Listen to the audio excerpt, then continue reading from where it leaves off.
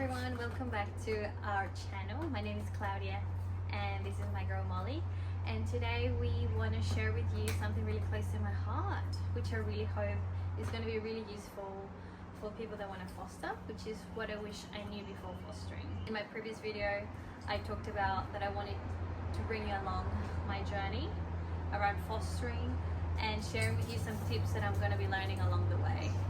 So this is what I've learned so far. Tip number one, expect jealousy and resource guarding. One of the things that I noticed first was jealousy. Nala was pretty calm. She's pretty calm most of the time and quite placid actually. But she would get really jealous whenever there's food involved or attention from new people like myself or visitors or my roommates. So that was something that was really hard. Unfortunately, Molly got bitten twice by Nala, which was so scary. By the time it happened the second time, I was just like, oof, I don't know if I can do this. I don't know if I'm prepared. I had to really look into ways to manage those situations. So in those cases, what I would do, for example, a lot of the times when we had issues with Molly and Nala would be when there's food involved. Not when they were eating their own food, but it was if I was, for example, cooking in the kitchen or I was eating my food sitting down, you know, with a friend. They would kind of maybe get a bit territorial or maybe would fight to see who would get it. So what I've learned to do is to ask them to retreat. So if I'm in the kitchen cooking, I don't want them around me where, you know, there may be food that, you know, falls, you know, to the ground. I think that's just too triggering for both of them. So what I would do is I would ask them to go sit by the couch where they can see me, but they know they can't be near the food, which is a trigger. And while that's happening, if I see them calm and rested, I would feed them treats just to like recognize that they're doing a good job and that they will be rewarded if they're like that. And I did the same thing as well when I was having my dinner and sitting by the table. I didn't want them around because we had another incident while they were around the table. That was one thing that worked really well. The second thing that we had problems was with the attention from visitors.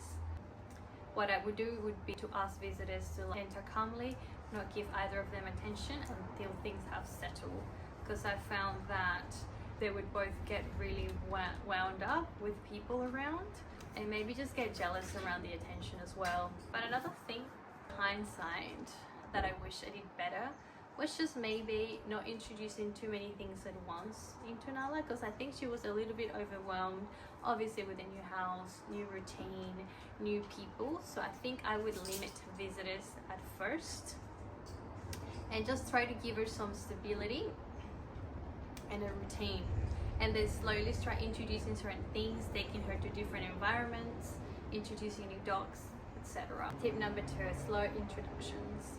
And this is something I really wish I did differently. When I first brought Nala home, I thought Molly would just accept her. That was something I wasn't expecting because she's really friendly with other dogs. So that was a bit like, I guess she could sense that she wasn't leaving, and she was like, okay, maybe getting a little bit sick of her. Looking back, what I think I would do differently, and it's something I've read up on now as well, is making sure that they both meet on a neutral ground, whether that's a park, maybe taking them for like a short walk before them coming into the house. I would also make sure that greetings are kept maybe short but supervised. Maybe you can use leashes or gates, and just making sure that you end sessions before they get overwhelmed. But honestly, in just a matter of seconds, an incident can occur. A dog can just, you know, get triggered and bite. So I think you always need to be alert. I feel like I would get a bit comfortable and not pay close attention. So I think you really have to be on the ball and be supervising them at all times. Actually, as they get comfortable with each other and you get comfortable as well, maybe leave them outside, maybe in your room, etc. But I think particularly in the first few weeks is going to be really important, especially if it's a dog that has come with a bit of history, or you don't know what the history might be and you don't know how they would react. Tip number three, protect your residence dog's space. And this is something I actually try to do from the very beginning, which is making sure that Molly's things stayed hers. Her food area stayed hers. That we went for walks, just us two. I gave her cuddles, I gave her attention, just Molly, you know. I think that's really important as well. And obviously when Nala came to me, I made sure she had her own space, her own bed, her own areas where she could decompress.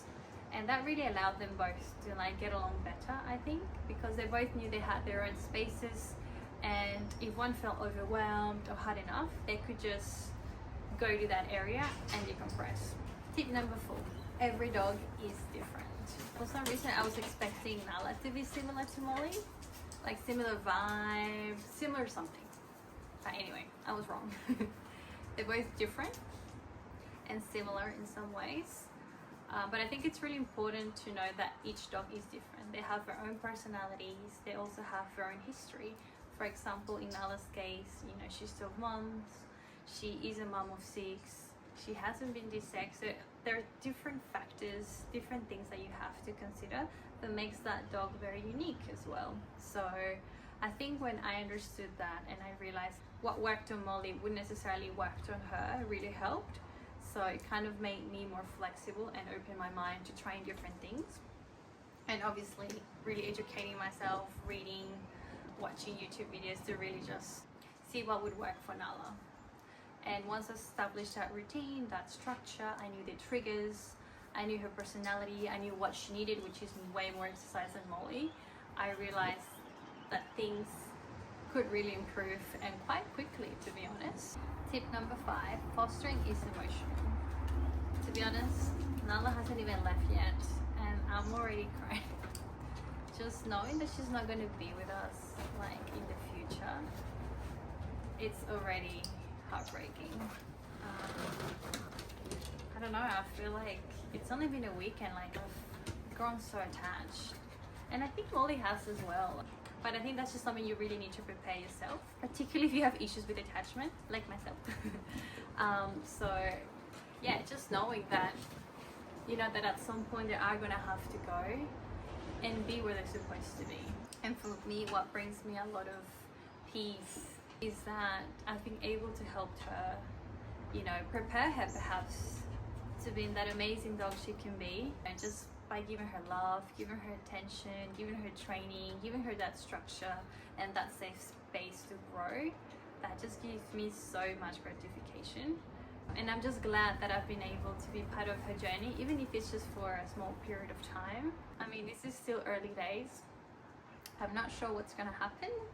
I don't know how attached I'm gonna be. I don't know if, oh my gosh, maybe I'll keep her. I'm not sure. We've had a few incidents, but overall she's just incredible. She is incredible, and I do think she's really learning very quickly boundaries.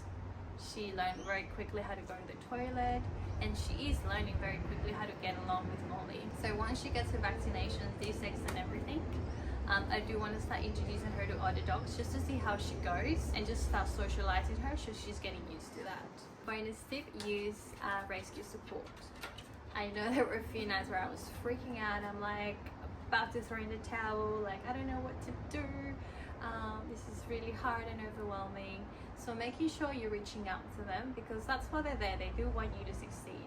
So if you need some help with, you know, them not getting along, I reached out to them. I had a phone call to my rescue coordinator and she was amazing. She's been through it. She gave me some great tips, and honestly it's just been a great resource. And also it's been a great way to keep me grounded and motivated, really, to just keep going. Because when I first got into this, you know, I really wanted to help. I just love dogs so much. Honestly, if I could help all of them, I would. But I was probably a little bit naive in thinking I would get another Molly without any issues, without any traumas. So it's just really important to keep open-minded that not every dog's going to be the same. And some dogs will have some issues, and some dogs will need more attention, more training, more support. But honestly, it's really rewarding, especially when you start seeing that change. And you're just like, wow, you're just gonna be such a great dog. You're already such a great dog, but you're gonna be even better. So yeah, so those are the biggest lessons. The biggest takeaway, I guess, is you have to be patient, you have to be loving, you have to give structure, and all those things will make a difference. And for me, it's giving me purpose in more ways than I could have imagined, particularly because I really want to focus and channel my energy into really positive things. If you are thinking about fostering, I'd say do it, but just know that it's definitely not as easy as you think. Sometimes you're going to get a dog that comes with a bit more work, but that makes it just all that much more rewarding and satisfying. I will be also recording more videos, some tips maybe around potty training, like I mentioned, the 3-3-3 rule. And just if you want to hear about something else, if you've got any questions, let me know. If you want to share your own rescue story, you can do that in the comments below as well. Anyways, thank you for watching. Please like and subscribe, and I'll see you next time. Bye.